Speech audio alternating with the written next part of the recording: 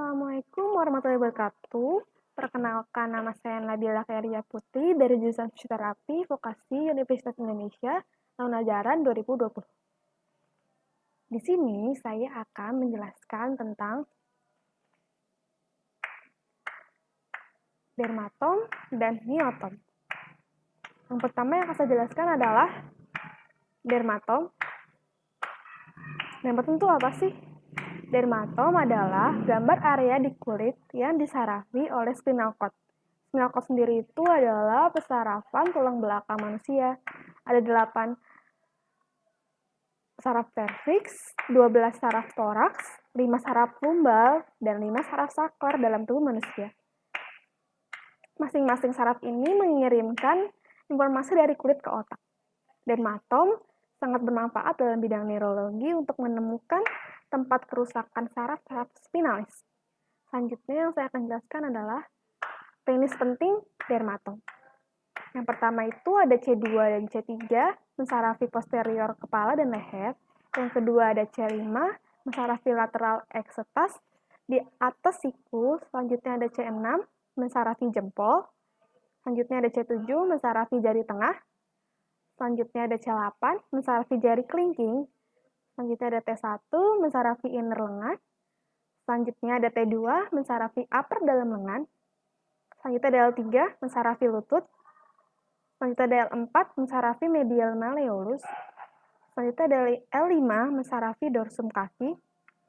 Selanjutnya ada L5 lagi, mensarafi toes 1 dan 3. Selanjutnya ada S1, mensarafi toes 4 dan 5. Dan juga lateral malleolus. Selanjutnya ada T3, mensarafi tulang rusuk 3 dan 4. Selanjutnya ada T4, mensarafi punting susu. Selanjutnya ada T6, mensarafi processus xiphoideus. Selanjutnya ada T10, mensarafi umbilicus. Selanjutnya ada T12, mensarafi tepat di atas korset pinggul. Selanjutnya ada L1, mensarafi pangkal paha atau daerah inguinal. Selanjutnya ada L2, mensarafi anterior paha serta kulit di atas medial paha. Selanjutnya ada L3, mensarafi anterior paha serta anterior lateral paha dan terus ke aspek medial lutut dan aspek medial tungkai bawah posterior, proximal medial malleolus. Selanjutnya ada L4, mensarafi posterolateral paha dan daerah tibialis anterior. Itu melintasi sendi lutut, atas patella, dan juga mencakup kulit di atas malleolus medial dan aspek medial kaki dan jari kaki yang besar. Itu ada L5, itu mensarafi posterolateral paha dan membungkus sekitar untuk aspek lateral tungkai bawah anterior dan dorsum kaki, yaitu melintasi sendi lutut pada aspek lateral lutut, juga mencakup aspek pelantar kaki dan kedua melalui jari kaki keempat. Selanjutnya ada S1, mensarafi lateral kaki, lateral paha, posterior, dan kaki bagian bawah posterior. Selanjutnya ada S2, mensarafi bagian belakang paha dan area kecil sepanjang medial tungkai bawah posterior yang penis dan skortum. Selanjutnya ada S3, yaitu mensarafi medial dari bokong dan daerah perinal serta penis dan skortum. Selanjutnya ada S4, mensarafi kulit di atas daerah perineum serta perianal area dan alat kelamin. Selanjutnya ada S5, itu mensarafi kulit di atas daerah perineum, kulit segera pada dan berdekatan dengan anus. Nah, ini adalah gambaran dari dermatom. Selanjutnya yang kedua, saya akan menjelaskan tentang miotom.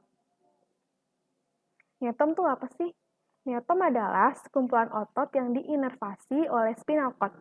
Nah, spinal cord sendiri itu saraf di tulang belakang manusia. Nah, miotom juga bisa diartikan dengan sekelompok jaringan yang terbentuk dari somet selama perkembangan embrio vertebrata. Mereka berkembang menjadi otot dinding tubuh. Miotom memiliki dua bagian. Nah, yang pertama tuh bagian epaksial dorsal dan bagian hipaksial ventral. Otot-otot di dinding perut toraks anterior terbentuk dari mioblast dari divisi hipaksial. Otot-otot yang dilayani oleh satu akar saraf juga dapat disebut sebagai miotom.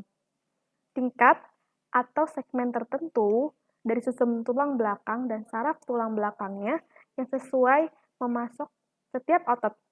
Otot dan sarafnya bersama-sama menimbulkan miotom.